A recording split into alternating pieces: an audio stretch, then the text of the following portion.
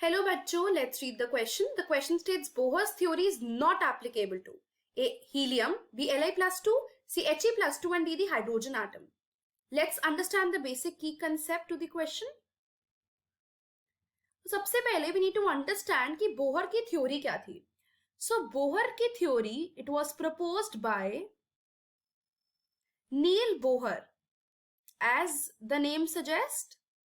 And उसने certain concepts के बारे में बात करी थी. First concept was dual nature of the electromagnetic radiation.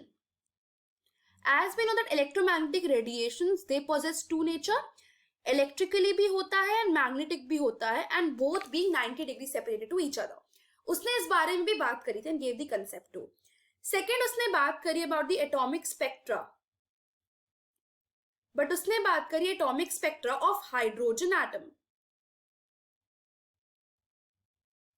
As we know कि इलेक्ट्रॉन कहां प्रेजेंट होता है, जहां पे उसको लोअर एनर्जी फील हो, और यू कैन से इलेक्ट्रॉन वहां प्रेजेंट होता है एटम के जहां पे उसको मिनिमम एनर्जी फील हो, और उस स्टेट को हम बोलते हैं ground state. But electron can excite to higher levels as per the energy level, जितना वो एब्सॉर्ब करेगा, जितना वो एमिट करेगा.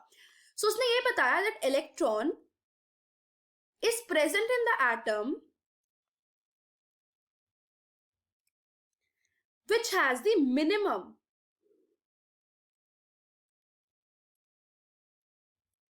energy, which is called as ground state. Third concept he gave about the stability of atom. So he states कि electron lose नहीं कर पाता energy, so emission of radiation is not possible. He stated that. Fourth, he stated the energy of electron, की energy जो होता है electron का that is constant. सो तभी हम ऑर्बिट को स्टेशनरी स्टेट भी बोलते हैं.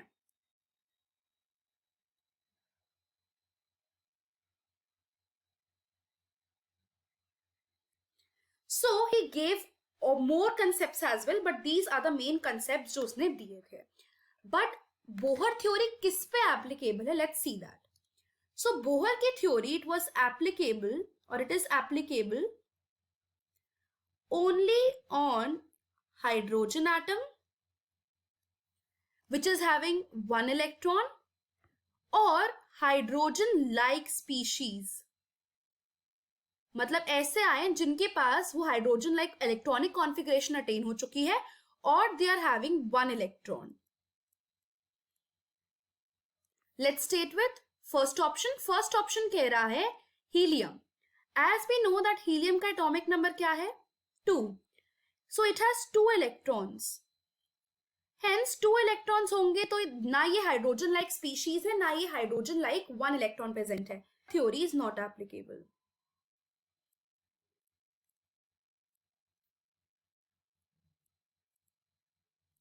Second, Li plus 2.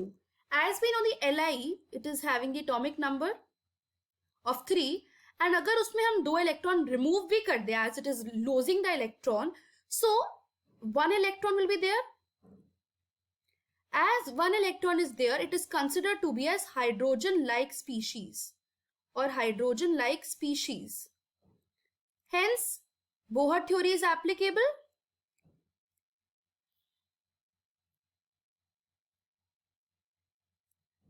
Third example और third option is He plus 2. अब हीलियम के पास ऑलरेडी 2 इलेक्ट्रॉन होते हैं, वो दोनों रिमूव कर देगा तो 0 इलेक्ट्रॉन प्रेजेंट होंगे. No electron present, hence the theory is not applicable. Third, जब इलेक्ट्रॉन में से प्रेजेंट ही नहीं होंगे तो वो रिवॉल्व कैसे करेंगे, वो एनर्जी कांस्टेंट कैसे बनाएंगे.